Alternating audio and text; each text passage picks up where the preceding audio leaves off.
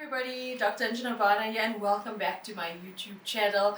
Today we have our beautiful Bev on the chair. She's actually an aesthetic veteran now. So, initially she was very nervous about needles, but how are you feeling today, Bev? I feel great. Yeah, so, Thank you. So we've disinfected Bev already. We're going to disinfect her some more, but she's had some numbing cream on probably for the last hour. And today, Bev's beautiful, but one of her main concerns is the under eye area. So we've done filler underneath the eye. We've done some mesotherapy previously, but I'm going to use mesoaesthetic filler, especially for the under eye area called periocular. It's 15 milligrams per ml. It's very light and forgiving to boost the area, but with filler under the eye, less is more. So we're going to put very little under the eye, and I don't think it's a problem, but I know it bothers Bev, and it's because she's so smiley and so friendly. All our patients love her, but she's worried about those lines on the side of her mouth, those big smile lines. So instead of obliterating them, I know it's the thin line that's on the surface that bothers her. So I'm going to use a fern technique just to lift it up and give it a bit of a support. And then we've done some hair rejuvenation. We've put in some PDO threads previously on Bev for this traction alopecia. But today I'm going to use polynucleotides in the area just to stimulate the growth. On a previous video, we've discussed polynucleotides at length. It's like a DNA molecule. Like a nucleotide is the building block of DNA, and what a polynucleotide is a whole bunch of them all together. They stimulate fibroblasts, they have effects on adipocytes, and they are exceptionally regenerative. So it's a type of regenerative medicine. And on the other video, I also mentioned that they are derived from fish, from skin, and some of them are from even trout gonads. But let's hope this is from the skin of the the fish, Bev.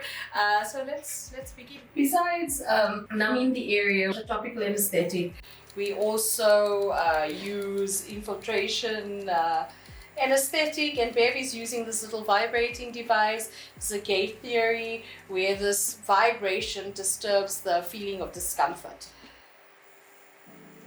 Bev also often helps me hold this for the patient. Okay, so the important thing is not to overfill the area. There is a little bit of hollowness here, but not a lot, and to go slowly. This is a very light product. Okay, you right there, Bev? I like using cannulas for the eye area, because from one place you can reach many areas. The eye area is also very prone to bruising, so it's nice to be able to use a cannula.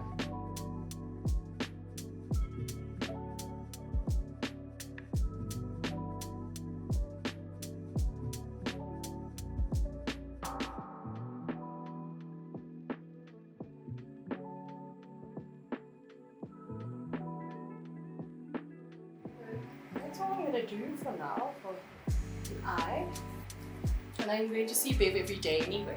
And in 2 weeks' time, we'll see if we need to pop in some more. Actually, in 4 weeks, because this tear trough filler, especially for someone so young and also has had previous tear trough filler, it's nice to take it slowly, not to overfill or overdo it, because you can create a problem of long-lasting edema. And I like using this light, very forgiving filler in the area.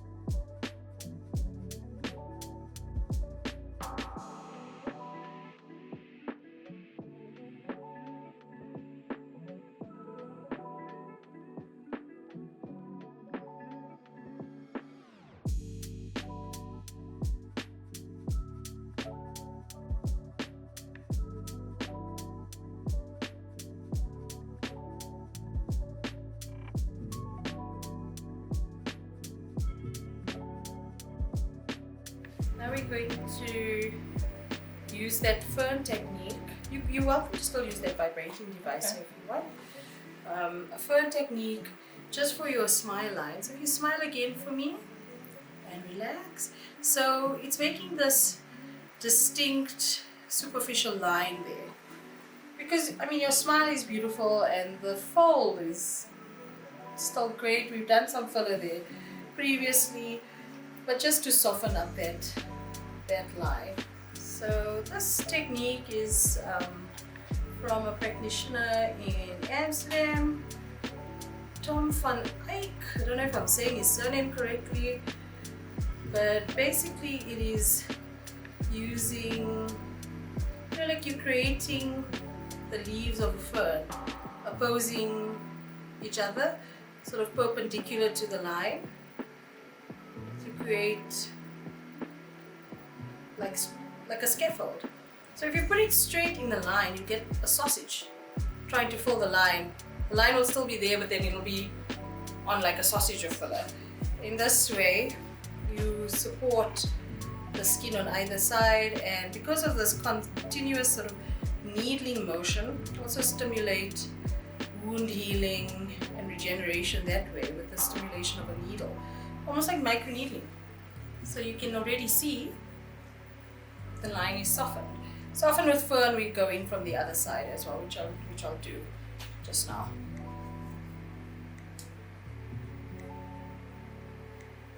Stay superficial in this area due to the facial artery that comes up from anterior to the masseter. So in this area, either on bone down here, or you superficial in the skin. With a needle, I wouldn't advise being subcutaneous, because that's where the artery is running. Like I said, I know it's not the most fun thing to wear while I'm injecting you. Okay, and then we're going to go on to this side. You fine about the vibrating device, babe?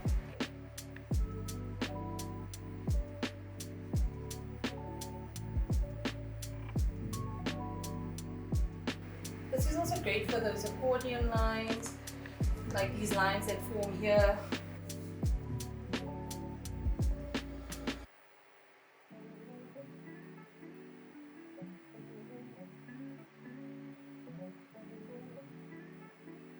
And it's important to use a nice light forgiving filler for this, not a thick filler. So that's why this filler is perfect.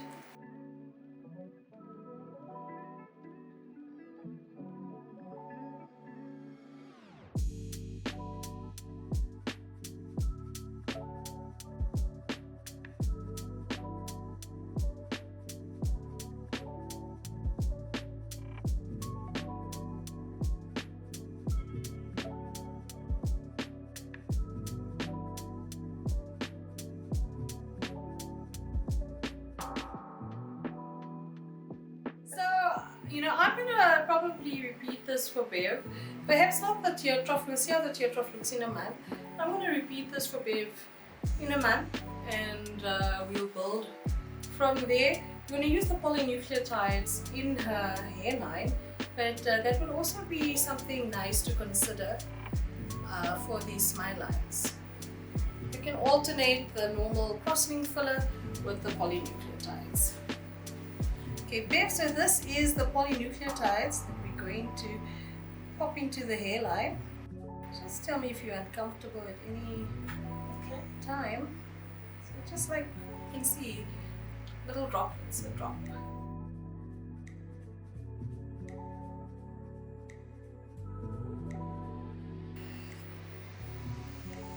So just doing a little meso technique into the hairline with the polynucleotides. Tiny little mesotherapy needle.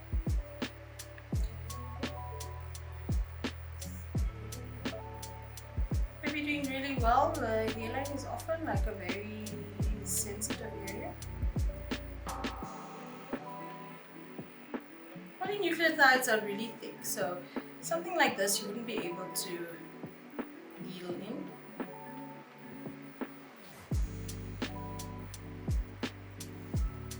just tell me if you need a little break.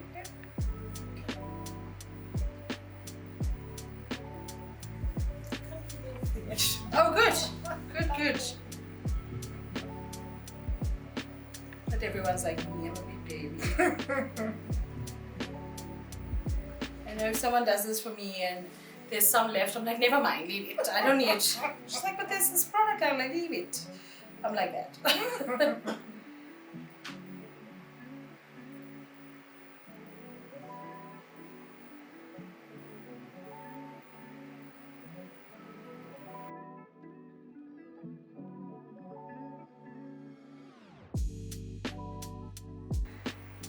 Okay, there we go. So I just changed the needle. This is a mesorel needle, so it's made for mesotherapy, like these multiple injections. It doesn't get blunt quickly, but you can feel it when it does. And it's more comfortable for the patient that you should like change your needle in between injections. It stays nice and sharp and it enters the skin more easily.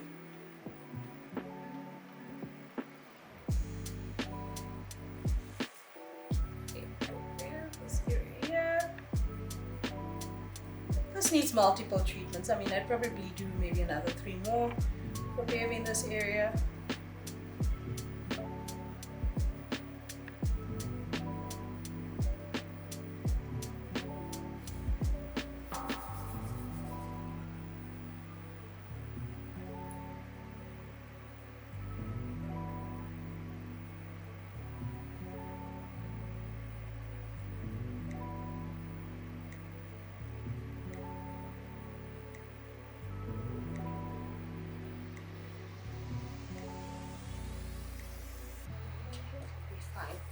So they get the gist of.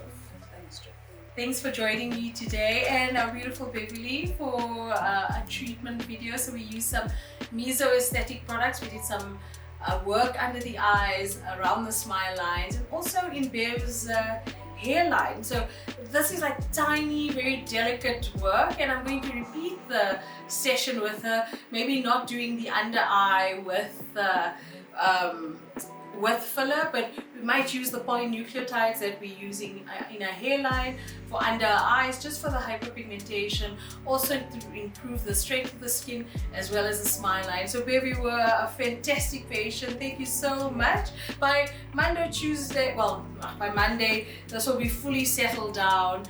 It's just important that Bev keeps the area clean, and I know she doesn't wear makeup at all, so no makeup until tomorrow. Today, if you have any questions about the things we did for Bev, why we did them, please drop them down in the comments below. Like, share and subscribe.